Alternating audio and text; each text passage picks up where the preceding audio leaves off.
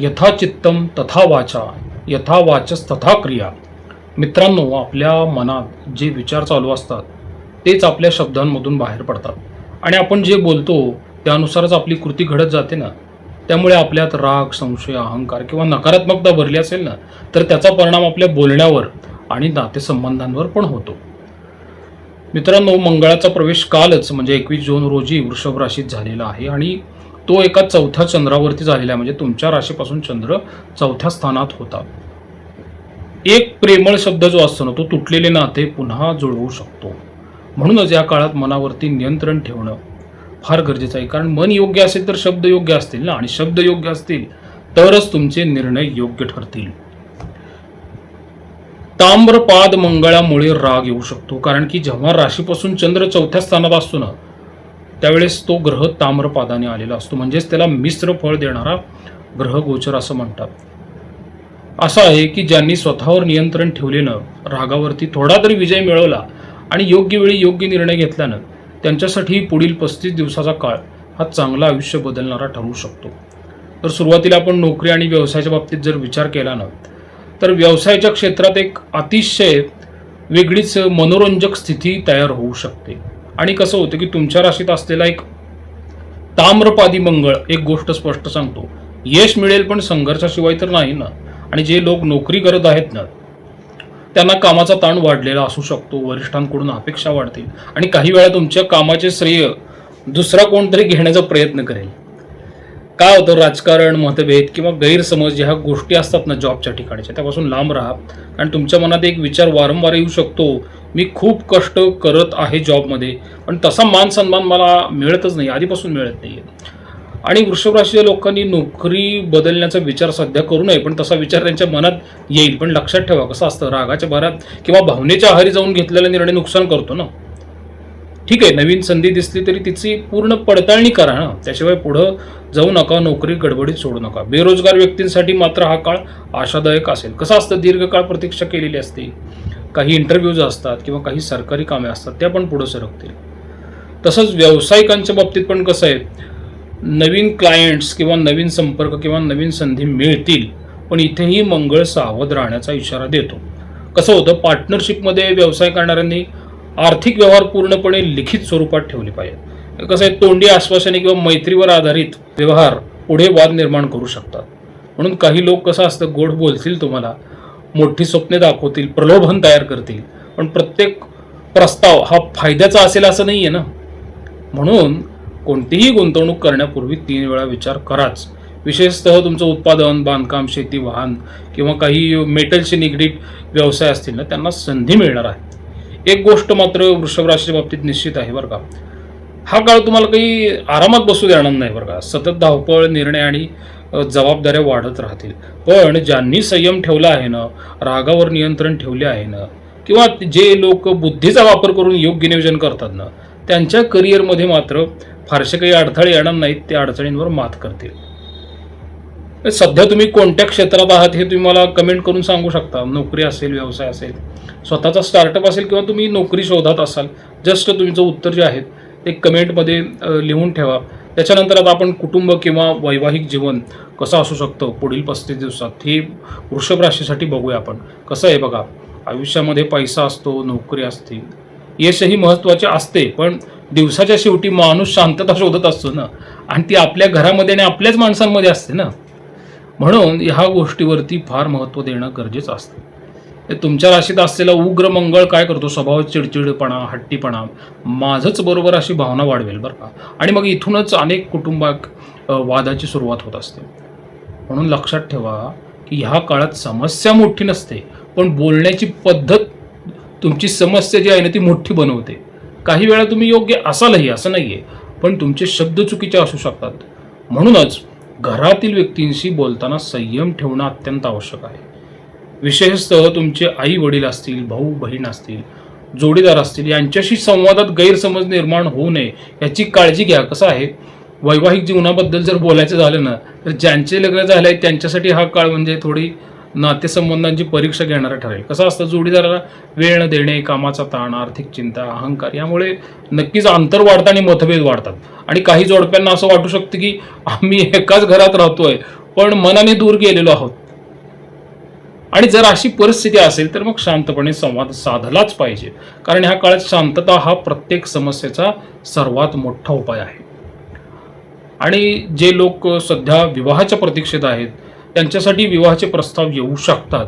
मात्र घाईघाईने निर्णय घेऊ नका. कसं असतं, व्यक्तीचे बाह्य आकर्षण न पाहता तिचा स्वभाव, कुटुंब आणि विचारसरणी समजून घ्या. कसं होतं, काही वृषभ राशीच्या व्यक्तींसाठी जुन्या स्थळांचा पण प्रस्ताव पुन्हा येऊ शकतो. भूतकाळातील एखादी व्यक्ती पुन्हा संपर्कात येऊ शकते, पण प्रत्येक जुनी गोष्ट परत आयुष्यात आणणे योग्य असेल असं नाहीये ना. म्हणून कुटुंबातील एखाद्या शुभ कार्याची, साखरपुड्याची, विवाहाची किंवा नवीन सदस्याच्या आगमनाची शक्यता सुरू आहे. म्हणून हा काळ काही पूर्णपणे तुमच्यासाठी वाईट नाहीये, पण तो तुम्हाला एक समज तर देऊन जाईल. नातं जिंकण्यासाठी काही वाद जिंकणे आवश्यक नसते ना, हे लक्षात घ्या तुम्ही. कधी कधी एक पाऊल मागे येणे हेच सर्वात मोठं यश असते. म्हणून तुम्ही आता खाली कमेंट करून सांगू शकता मला की तुमच्या मते नातं टिकवण्यासाठी सर्वात महत्त्वाची गोष्ट कुठली आहे. एकतर प्रेम असेल किंवा विश्वास असेल, संवाद असेल किंवा समजूतदारपण असेल. या चारपैकी कोणतेही उत्तर असेल ते तुम्ही मला कमेंटमध्ये सांगा. तसंच आता आर्थिक स्थितीच्या बाबतीत जरी विचार केला आणखी नाही, परंतु टिकवणे हेच तुमच्यासाठी आव्हान असेल. कारण कसं आहे, तुमच्या राशीत असलेला ताम्रपादी मंगळ कमाईची ऊर्जा वाढवतो, कमाई करून देतो, मेहनत करण्याची क्षमता वाढवतो, नवीन उत्पन्नाचे मार्गही मिळवून देतो.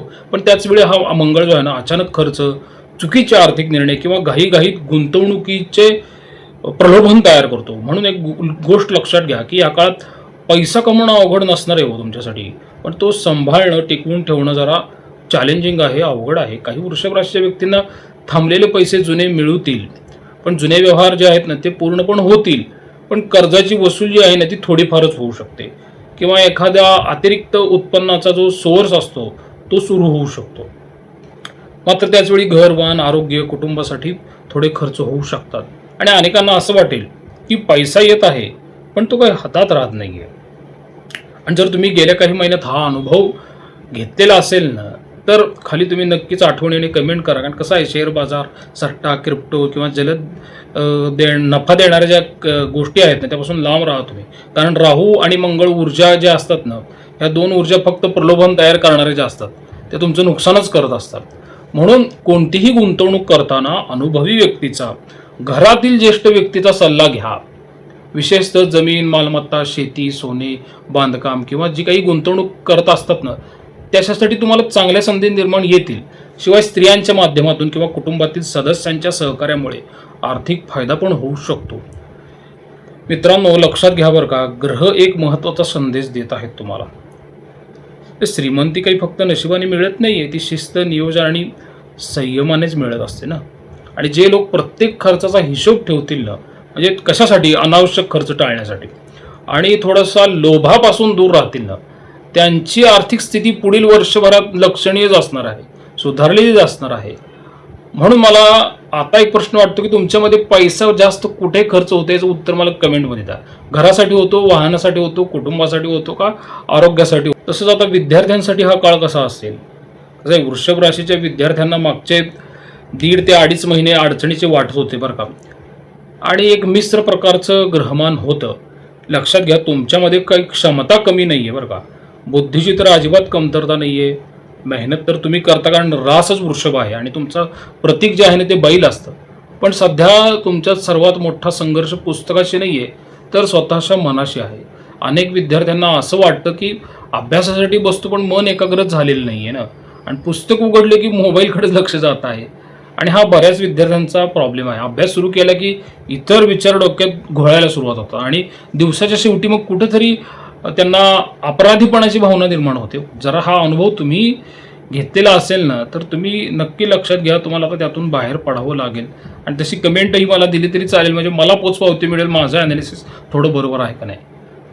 आता कसं होतं, काही विद्यार्थ्यांना कसं झालेलं आहे, अभ्यास न करता फक्त आत्मविश्वासाचा जोर त्यांच्यामध्ये आहे. तसा प्रयत्न ते करूही शकतात, कारण की मंगळ हा ओव्हर कॉन्फिडन्स देतो ना. त्यामुळे ह्या काळात शॉर्टकट मारण्याच्या तुम्ही भानगडीत पडू नका. जिथे मेहनत आहे ना तिथंच फळ असतं. आणि स्पर्धा परीक्षा देणाऱ्यांसाठी पण हा काळ विशेष महत्त्वाचा आहे. म्हणजे कसं, सरकारी नोकरी, अभियांत्रिकी, वैद्यकीय, बँकिंग किंवा इतर स्पर्धा परीक्षांसाठी तयारी करणाऱ्यांसाठी थोडे परिश्रमानेच फळ मिळतील, पण मिळतील. पण सातत्य आवश्यक असतं ना. एक दिवसाचे मोटिवेशन किंवा प्रेरणा चालत नाहीये. कायम लक्षात घ्या, मोटिवेशन म्हणजे जे तुम्हाला मिळालेलं प्रोत्साहन असतं ना, हे तात्पुरतं असतं आणि जी शिस्त असते ना ती आयुष्यभर टिकत असते. प्रोत्साहन हे 1 ते 2 दिवस, 5 दिवस, 10 दिवस काम करेल. पण शिस्त ही कशी आहे, आयुष्यभर काम करत असते. त्यामुळे विद्यार्थ्यांनी फक्त शिस्तीवरती भर द्यावा. या काळात तुमचा मोठा प्रतिस्पर्धी वर्गातील दुसरा विद्यार्थी नसणार आहे, तर तुमच्या स्वतःचा आळस, टाळाटाळ आणि विचलित झालेलं मन हे तुमचा प्रतिस्पर्धी आहे. आणि जो विद्यार्थी स्वतःच्या आत्मविश्वासावर पुढे जातो, कष्टावरती पुढे जातो ना, तर तोच यशस्वी होतो ना. आज केलेली मेहनतच तुमचं उद्याचं नशीब ठरवणार आहे. म्हणून कसं आहे, सध्या कष्ट जास्त वाटत असतील तरी निराश होऊ नका, कारण तुमच्या प्रयत्नांचे फळ तुम्हाला नक्की मिळणार आहे ना. आरोग्याच्या बाबतीत जर विचार केला ना, तर लक्षात घ्या, पैसा गमावला तर पुन्हा कमवता येईल ना. संधी गेली तर ती पुन्हा मिळेल. पण आरोग्य एकदा बिघडलं तर त्याची किंमत सर्वात जास्त मोजावी लागते. हे वाक्य माझं अंडरलाईन करून लक्षात ठेवा. तुमच्या आरोग्याबद्दल बरं का, मंगळ जरा थोडासा अति उत्साही आहे. कसं झालेलं आहे, मंगळ शरीरात ऊर्जा वाढवतो. ठीक आहे, तुम्हाला काम करण्याची ताकद देतो, पण त्याचवेळी शरीराला विश्रांतीची गरज आहे हे तो विसरायला लावतो. कारण की अनेक वृषभ राशीच्या व्यक्ती सतत धावपळ, कामाचा ताण आणि जबाबदारी यामध्ये स्वतःच्या आरोग्याकडे दुर्लक्ष करू शकतात. आणि इथे समस्या जी आहे की नाही सुरू झालेली आहे. काय होतं, ह्या काळात तुम्ही विशेषतः डोकेदुखी, रक्तदाब किंवा डोळ्यांचा ताण, मानदुखी, खांदेदुखी किंवा स्नायूंच्या वेदना ह्या थोडेसे त्रास तुम्ही अनुभवू शकता. आणि झोपेच्या समस्या थोड्याफार जाणवू शकतात किंवा रात्री उशिरापर्यंत जागरण किंवा मनात सतत विचारांची गर्दी आणि सकाळी उठल्यावरही थकवा जाणवणे ह्या गोष्टी तुम्हाला जाणवू शकतात. आणि जर गेल्या काही दिवसामध्ये तुम्हाला अशा समस्या जाणवल्या असतील तर होय म्हणून फक्त कमेंट तुम्ही या व्हिडिओखाली करू शकता. कारण अनेक वृषभ राशीच्या लोकांवर सध्या मानसिक ताणाचा प्रभाव वाढलेलाच आहे हो. आणि ग्रह इथं आणखी एक इशारा देत आहेत की राग हा या काळातला सर्वात मोठा आरोग्याचा शत्रू आहे. कारण रागाच्या क्षणी घेतलेले निर्णय आणि बोललेले शब्द केवळ नातेच तोडत नाही तर मनाची शांतता बिघडवतात ना. म्हणून तुमचे जे गुरु आहेत, तुम्ही मानलेले जे गुरु आहेत ना, त्यांचं प्रामाणिकपणे तुम्ही नामस्मरण करा. त्यांनी दिलेली उपासना प्रामाणिकपणे करा. माझा शब्द लक्षात घ्या, प्रामाणिकपणे. तसं जर तुम्ही केलं तर तुम्हाला मानसिक शांतता लाभेल. एक गोष्ट लक्षात द्या, ग्रह कधी रोग देत नाहीत, पण ते फक्त सावध राहण्याचा इशारा तर देतात ना. म्हणून जीवनशैली, योग्य आहार, योग्य विचारसरणी ठेवणं गरजेचं आहे. त्यामुळेच तुमच्या अनेक समस्या टाळतील ना. या काळात शरीरापेक्षा मनाची काळजी पण जास्त घ्या. कारण कसं आहे, शरीराचा थकवा विश्रांतीने दूर होतो, पण मनाचा थकवा समजून घेतल्याशिवाय दूर होत नाही ना. म्हणून मला आता एका प्रश्नाचं उत्तर तुम्ही कमेंटमध्ये द्या की सध्या तुम्हाला सर्वात जास्त त्रास कशाचा होतोय? झोपेचा होतोय का मानसिक ताणाचा होतोय, शारीरिक दुखीचा होतोय का इतर आरोग्य समस्याचा होतोय? तुमचे उत्तर काय असेल ते कमेंटमध्ये स्वइच्छेने लिहू शकता. आज आपण जी ग्रहस्थिती विचारात घेतली मंगळाची, त्याच्यामध्ये आपण नोकरी, व्यवसाय, पैसा, कुटुंब, वैवाहिक जीवन, विद्यार्थी जीवन, आरोग्य ह्याबद्दल मी तुम्हाला काही गोष्टी सांगितल्या. पण हा व्हिडिओ संपवण्यापूर्वी मला तुम्हाला एक गोष्ट मनापासून पुन्हा एकदा सांगू वाटते की ग्रह आपले भविष्य लिहित नाहीत, ग्रह दिशा दाखवतात आणि रस्ता आपल्याला चालायचा असतो. हे पण तुम्ही थोडं लक्षात घ्या. कारण की काय होणार आहे, पुढील 30 ते 35 दिवस वृषभ राशीसाठी अत्यंत महत्त्वाचे असतील. कारण की या काळात अनेकांना असं वाटेल की आयुष्य त्यांची परीक्षा घेत आहे. कधी पैशाची चिंता, कधी नात्याची चिंता, कधी आरोग्याची चिंता आणि कधी स्वतःच्या मनाशी चाललेला संघर्ष. पण लक्षात घ्या, प्रत्येक वादळ हे कायमचं नसतं किंवा ते कायम राहत नाही. प्रत्येक अंधारानंतर सूर्य उगवतो आणि प्रत्येक संघर्षानंतर यशाची पहाट असतेच. तुमच्या राशीत असलेला जो मंगळ आहे तो तुम्हाला घाबरवण्यासाठी आलेला नाहीये, तो तुम्हाला मजबूत बनवण्यासाठीच आलेला आहे. तो तुम्हाला दाखवणार आहे की तुमच्यात किती क्षमता आहे, किती सहनशक्ती आहे आणि किती मोठ्या संकटातून तुम्ही अलगदपणे बाहेर पडू शकता. म्हणून कसं आहे की पुढील काही दिवसात कोणतीही अडचण आली तर एक गोष्ट विसरू नका बरं का, की तुम्ही वृषभ राशीचे आहात. पडणे तुमच्या नशिबात असू शकते, पण हार मानणे तुमच्या स्वभावात नाही ना. आणि कसं आहे, आता ह्या व्हिडिओच्या शेवटी मला एक गोष्ट अजून जाणून घ्यायची आहे बरं का. हा व्हिडिओ तुम्ही संपूर्ण पाहिल्यानंतर तुमच्या मनात कोणता विचार सर्वात जास्त आला? तुम्ही पुढील काळाकडे आशेने पाहत आहात का? लढण्याची तयारी तुम्ही ठेवली आहेत का? देवावर तुम्ही विश्वास ठेवून पाहिला आहेत का? की अजून एखादी चिंता तुम्हाला सतावत आहे. तुमचे मन तुम्ही मोकळे करू शकता व्हिडिओ खाली कमेंटमध्ये तुम्ही जरूर लिहू शकता. मी प्रत्येक कमेंट वाचतो वेळ मिळाला की. काही कमेंट्सना मी रिप्लाय पण देऊ शकतो, पण वेळेअभावी मला कधी रिप्लाय देणं जमत नाही. पण त्या कमेंटचा विचार करून मी त्या गोष्टी पुन्हा पुढच्या व्हिडिओमध्ये पण घेत असतो. प्रसाद कुलकर्णी, पंढरपूर. श्रीराम.